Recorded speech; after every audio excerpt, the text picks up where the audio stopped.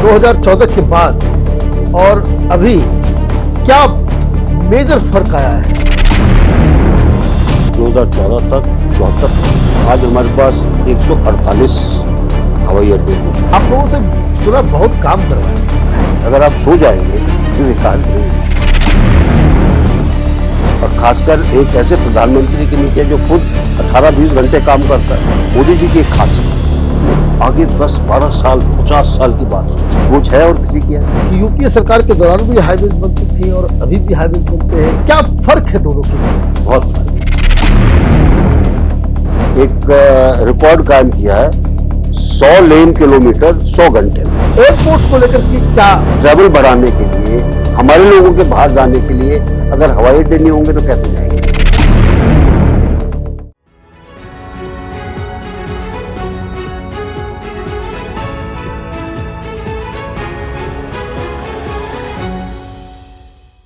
नमस्कार, capital TV में आपका स्वागत है। 2024 में चुनाव होने वाले हैं और प्रधानमंत्री मोदी ने पहले ही डिक्लेयर कर दिया है कि जब तीसरी बार उनकी सरकार आएगी तो हिंदुस्तान ग्लोबल इकोनॉमी के तीसरे पायदान पे होगा, थर्ड लार्जेस्ट इकोनॉमी हम बन जाएंगे। लेकिन पिछले 9 सालों में क्या हुआ? जो सबसे बड़ी चीज जो हुई, जो सबसे बड़ा बदलाव जो नजर आया, वो 2 जगह पे। एक, कई सारे नेशनल हाईवेज बने, एक्सप्रेसवेज बने, हिंदुस्तान की सड़कें यूरोप से बेहतर हो गई। और दूसरी, जिस हिसाब से जो एविएशन सेक्टर के अंदर हमारा जो एयरपोर्ट्स नए नए बने और जिन जिन इलाकों में बने, उसका एक तो नंबर ऑफ एयरपोर्ट्स और विस्तार, अलग अलग राज्यों, छोटे छोटे शहरों को जिस तरीके से जोड़ा गया है, ये 2 बहुत ही इंपॉर्टेंट काम मेरी नजर में है। और इस दोनों ही डिपार्टमेंट में minister for state general VK Singh, आपका बहुत बहुत स्वागत है। बहुत बहुत धन्यवाद मनीष जी। आप लोगों से सुना बहुत काम करवाया जाता है। देखिए, देश के विकास में अगर आप सो जाएंगे तो विकास नहीं होगा। काम सबको करना है और खासकर एक ऐसे प्रधानमंत्री के नीचे जो खुद 18-20 घंटे काम करता है, तो अगर वो कर सकते हैं काम तो हम लोग क्यों नहीं कर सकते? सही बात है, ये प्रेरणा मिलती। मैंने इसलिए कहा कि पहले जमाने में जब हम लोग, इवन आप केजरीवाल को देखिए कि जब ये लोग सत्ता में नहीं थे तो उनके चेहरे को देखिए, बड़े ही मायूस से, सुस्त से, दुबले पतले। और जैसे ही मंत्री बनने के बाद 2 साल 3 साल में सबके चेहरे चमक उठते हैं, सब हेल्दी हो जाते हैं। आपकी सरकार में, यहाँ पे बीजेपी की सरकार में तो मैं तो देखता हूँ कि लोग जो है परेशान, सबके चेहरे जो है वो बहुत हार्ड टास्क मास्टर है प्रधानमंत्री। नहीं, हार्ड टास्क मास्टर की बात नहीं। वो देखिए, मोदी जी की एक खासियत है और मैं आपके साथ शेयर करना चाहूँगा। और वो खासियत है कि वो आज की नहीं सोचते, कल की नहीं सोचते, वो आगे 10-12 साल 50 साल की बात सोचते। और इसको मैं एक छोटे से एग्जाम्पल जो कि इंफ्रास्ट्रक्चर से ताल्लुक नहीं रखता, उससे आपको बताता हूँ। मेरी पहली बार उनके साथ मुलाकात हुई थी 2013 में। एक भूतपूर्व सैनिकों की रैली होने वाली थी हरियाणा के अंदर। उसके लिए हमको विचार विमर्श करना था। विचार विमर्श हो गया। उसके बाद कुछ ऐसे बातें चल रही थी तो उन्होंने कहा कि मैं गुजरात में सरदार पटेल की सबसे ऊंची मूर्ति बनाने वाला हूं, जो दुनिया में सबसे ऊंची होगी। तो मैंने अपने मन में कहा कि आज तक किसी ने ऐसा नहीं कहा कि दुनिया में सबसे ऊंची होगी। मैंने कहा इसमें क्या कर रहे हो आप? तो उन्होंने कहा कि मैंने देश के हर गांव की मिट्टी मंगवाई है और हर गांव से लोहा मंगवाया है। लोग बाग गए, लेकर आएंगे और उसको हम इस मूर्ति में डालेंगे ताकि ये वास्तव में भारत की एकता का प्रतीक हो। सोच है और किसी की ऐसी? तो ये जो उनकी सोच है, और इसी सोच के तहत जब उनको नितिन गडकरी जी जैसे मिलते हैं जो खुद अग्रणी हैं सोच के अंदर, तो इस दूरदर्शी सोच के साथ जब एक जमीन पर काम करने वाला अच्छा व्यक्ति मिलता है तो इंफ्रास्ट्रक्चर वाकई में ठीक बनेगा। आप तो 2 टर्म के लिए मिनिस्टर रहे, मुझे एक बात बताइए कि ये जो अचानक से जो अगर कंपेयर किया जाए कि यूपीए सरकार के दौरान भी हाईवेज बनते थे और अभी भी हाईवेज बनते हैं, एक्सप्रेसवेज पहले भी बनते थे, अभी भी बनते हैं, क्या फर्क है दोनों के कार्य प्रणाली में? बहुत फर्क है। मैं रफ्तार के ऊपर बाद में आऊंगा, सबसे बड़ा फर्क मैं आपको बताता हूं। यूपीए सरकार के टाइम में बड़े प्रोजेक्ट होते थे, अभी भी प्रोजेक्ट तो बड़ा ही होता है। 4,000 करोड़ का प्रोजेक्ट हुआ, ये दे दिया है किसी को, ना उसकी जमीन की बात की, ना फॉरेस्ट क्लियरेंसेस की बात हुई, कौन क्या करेगा कोई मतलब नहीं है। 4,000 करोड़ का हो गया, उसमें जो उनका खाना है वो अपना ले लिया और कॉन्ट्रैक्टर को छोड़ दिया कि जाओ करो। ये पहले का सिस्टम था। ये पहले का सिस्टम था। हाँ। तो इसके अंदर वो प्रोजेक्ट कंप्लीट ही नहीं होता था, कॉन्ट्रैक्टर भागता रहता था, जमीन नहीं मिल रही है जी, अलग अलग जगह पर उसको दौड़ना पड़ रहा है, अलग अलग जगह पर उसको गांधी जी की रिकमेंडेशन देनी पड़ती थी ताकि लोग बाग उसको जो काम करना चाहता है, तो काम इनकम्प्लीट रहता था। और इसीलिए उस टाइम की अगर आप सड़क बनाने की रफ्तार अगर आप लेते 4 से 6 किलोमीटर दिन की पर डे, ज्यादा से ज्यादा। मोदी जी के आने के बाद एक विचार में और कार्य प्रणाली के अंदर बदलाव आया। विचार में यह बदलाव आया कि जब तक देश में अच्छा इंफ्रास्ट्रक्चर नहीं होगा तब तक देश की प्रगति नहीं होगी। और इसके अंदर तो जहां तक नितिन गडकरी जी हैं, वो अपने ऑफिस में एक बड़ा वो बोर्ड लगा कर रखते हैं जॉन एफ कैनेडी का कि America is rich not because it's got more money but it is rich because it is got good roads. ये जब तक आपकी रोड्स अच्छी नहीं होंगी, अगर आप अमेरिका को उदाहरण लेते हैं 1930 के डिप्रेशन में उन्होंने कहा हम रोड्स बनाएंगे, तो कंक्रीट की रोड बनानी शुरू की उन्होंने। अब उसके लिए लेबर भी चाहिए, सीमेंट भी चाहिए, स्टील भी चाहिए, वर्कर भी चाहिए, तो आपकी इकोनॉमी जाने लगी। क्योंकि जब आप इंफ्रास्ट्रक्चर में जाते हैं कम से कम आप 100, 150, 200 इंडस्ट्रीज के साथ इंडस्ट्रीज को जो तो ये इकोनॉमी को बूस्ट करने वाली चीज है। तो उसको देखते हुए मोदी जी के साथ एक विस्तृत योजना बनी। देखिए हमारी पूरे भारत के अंदर कनेक्टिविटी होनी चाहिए ताकि हमारे बॉर्डर्स की तरफ अच्छे, अगर कनेक्टिविटी तो बॉर्डर एरिया डेवलप होंगे। बीच के अंदर कनेक्टिविटी होनी चाहिए ताकि हर जिले से कोई नेशनल हाईवे जाए ताकि आपका लॉजिस्टिक जो खर्चा है वो कम हो। आपके पोर्ट्स की कनेक्टिविटी अच्छी होनी चाहिए, जो जहां पे माल बनता है और जहां जाता है उनकी कनेक्टिविटी अच्छी होनी चाहिए, इकोनॉमिक कॉरिडोर्स होने चाहिए।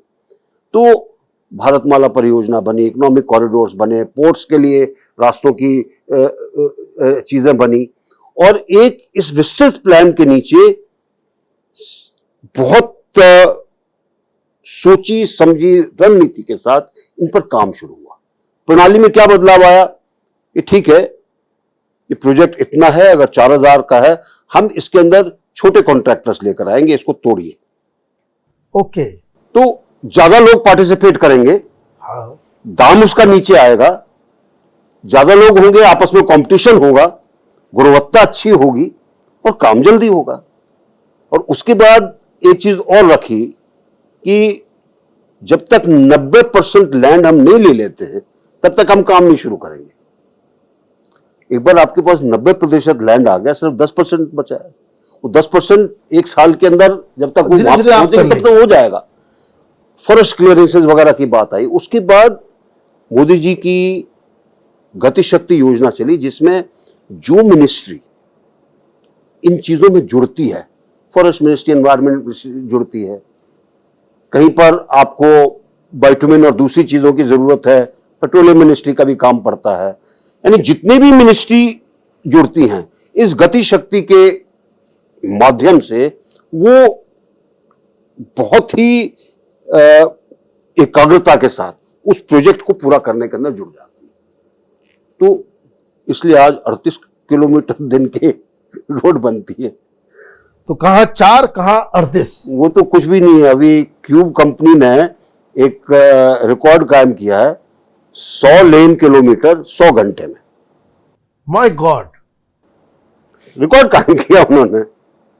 तो अलग अलग, अब इतनी स्पर्धा है अलग अलग कंपनियों के अंदर, सब तैयार हैं कि हम जल्दी से जल्दी करेंगे। सबसे लंबी आपकी टनल बन रही है जोजिला के अंदर, जो कि तकरीबन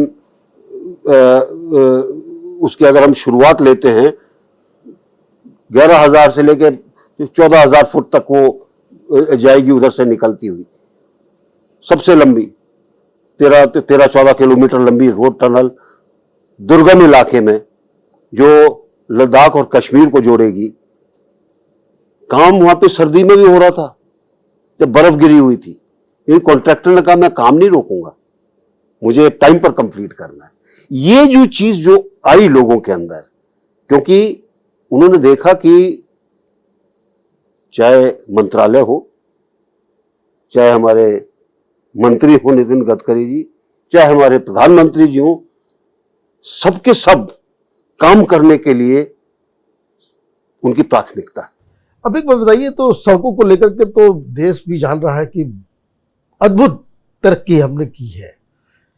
एयरपोर्ट्स को लेकर के कि जिस हिसाब से अलग अलग जगहों को, अलग अलग राज्यों को, बिहार जैसे राज्य में भी जहां बहुत ही गरीबी है, दरभंगा में एयरपोर्ट खोल देना, गया में एयरपोर्ट, तो ये क्या लगता है कि इसके पीछे, जैसा कि आपने बताया कि सड़कों के मामले में एक सोच, एक फिलॉसफी कि भाई सड़क की वजह से जो है देश आगे बढ़ेगा, एयरपोर्ट्स को लेकर के क्या? देखिए, एयरपोर्ट्स को लेकर भी सोच है। इसमें दो चीजें हैं। पहली चीज, आने वाले दिनों में हमारा एयर ट्रैफिक बढ़ेगा। आज जब हम कोई भी सर्वेक्षण लेते हैं तो आगे आने वाले दिनों में भारत के एविएशन सेक्टर के लिए पूरी दुनिया आशावादी है। आशावादी इसलिए, हमारी खुद की जनसंख्या है, लोग हमारे यहाँ इतना कुछ है देखने के लिए, लोग आते हैं। अब इनके लोगों के आने के लिए, टूरिज्म को बढ़ाने के लिए, ट्रैवल बढ़ाने के लिए, हमारे लोगों के बाहर जाने के लिए अगर हवाई अड्डे नहीं होंगे तो कैसे जाएंगे लोग? सही बात है।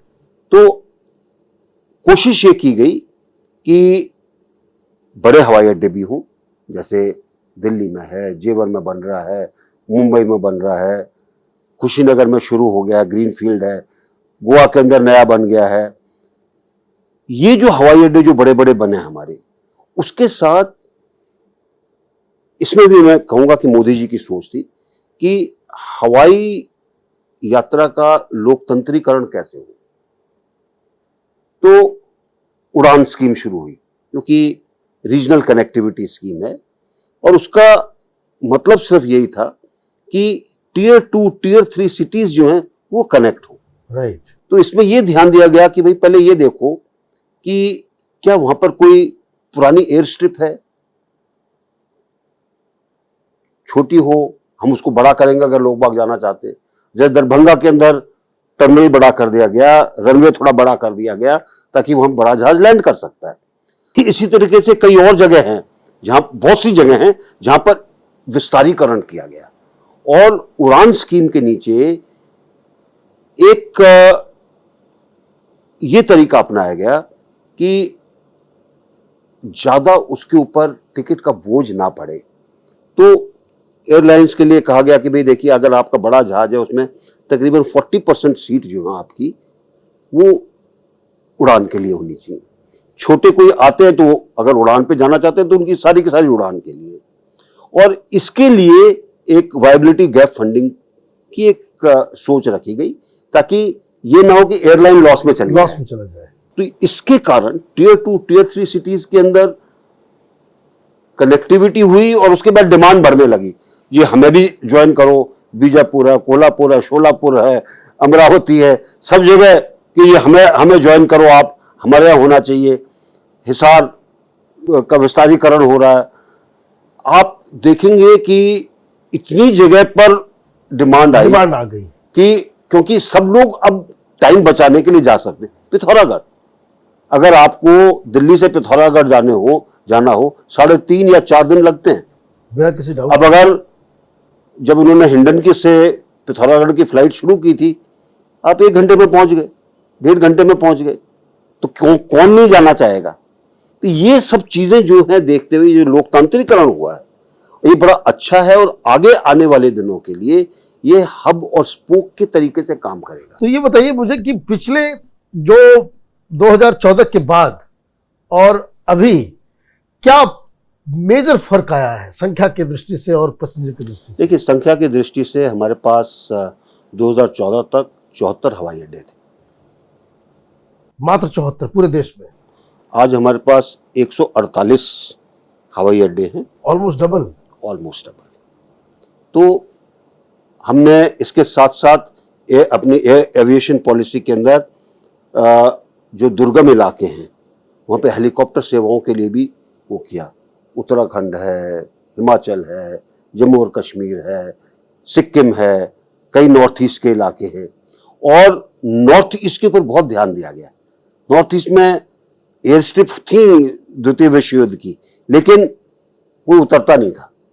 पासीघाट के ऊपर फौज का हवाई जहाज उतरता था कभी कभी, अभी पासीघाट के ऊपर सिविलियन हवाई जहाज उतरता है। हम मेंचुका के ऊपर उतारने वाले हैं, जीरो के अंदर बन गया है, सिक्किम का पैक्योंग के अंदर बन गया है, होलंगी बन गया है सिक्किम के लिए,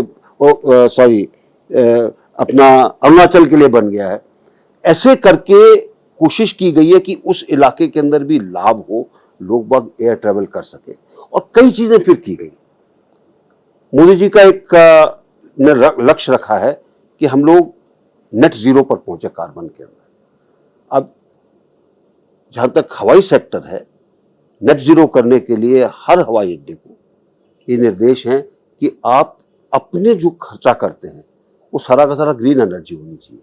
ओके। तो आप देखेंगे सोलर पैनल्स लगे होंगे, या जहां पे सोलर पैनल्स कम है तो वो ग्रीन एनर्जी खरीदते हैं ताकि सारी चीजें ग्रीन हो। और इसके साथ साथ उन चीजों पर ध्यान दिया जा रहा है जिससे कि कार्बन एमिशन कम हो और हम नेट जीरो की तरफ बढ़े। भारतीय वायुसेना के साथ बातचीत हुई और उसके बाद रूट जो हैं उनका ऑप्टिमाइजेशन किया गया ताकि आप सीधे जा सके। वो एयर स्पेस के बीच में तालमेल कर लिया गया। जब आप सीधे जाएंगे तो आपका ईंधन बचेगा, कम टाइम लगेगा। तो ये सब चीजें करने के बाद एविएशन सेक्टर के अंदर एक नई ऊर्जा आई हुई है और मेरा मानना है कि आने वाले दिनों में आप देखेंगे कि एविएशन सेक्टर और ज्यादा चमकेगा। आपका बहुत बहुत धन्यवाद। आपने बताया किस तरीके से जब कांग्रेस पार्टी की सरकार हुआ करती तो काम करने का तरीका या यूं कहे कि मेंटल सेटअप क्या होता था, किस लिए ये लोग काम किया करते थे, वहां माल कैसे कमाया जाए, ये प्रायोरिटी होती थी। और आज फर्क साफ नजर आता है कि लोग, सरकार, एजेंसियां, तमाम लोग इस हिसाब से काम कर रहे हैं कि हिंदुस्तान को आगे लेकर के जाना है। आपका बहुत बहुत धन्यवाद। धन्यवाद मनीष जी। अगर ये वीडियो आपको पसंद आया तो आप इसे लाइक करें, शेयर करें और कैपिटल टीवी को सब्सक्राइब करें। धन्यवाद।